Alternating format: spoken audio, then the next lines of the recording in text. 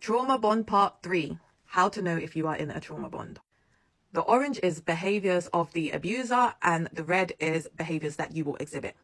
The abuser will keep you in a fight, I'll let you read that, cycle. For the fight part, that is when your relationship is chaotic. That is when you are enduring the abuse. That is when you are experiencing punishment. That is where your cortisol and serotonin is being released. That is where they are abusing you, whichever method of abuse they choose.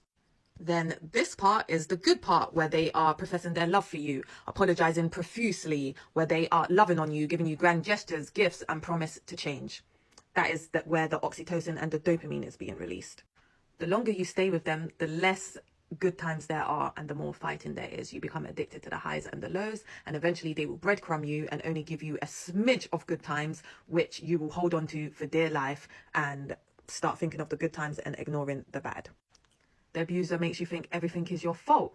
They will use you as their emotional punching bag. The more you accept, the worse it will get.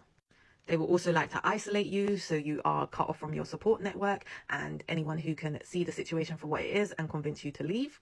They will apologize profusely after they have abused you, so you will feel guilty, remorseful, and hopeful that they will change and that they see that, their behavior is bad. You can see next up is promise to change. They do that to give you hope. They never change. If you've been with a narcissist long enough, you'll see that they never change. You have the same repetitive arguments all the while. Through the trauma bond, they control your emotions because you become dependent on them for the release of oxytocin.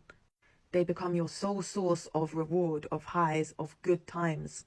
And they get to control when you have these good times. So therefore, they control your emotions.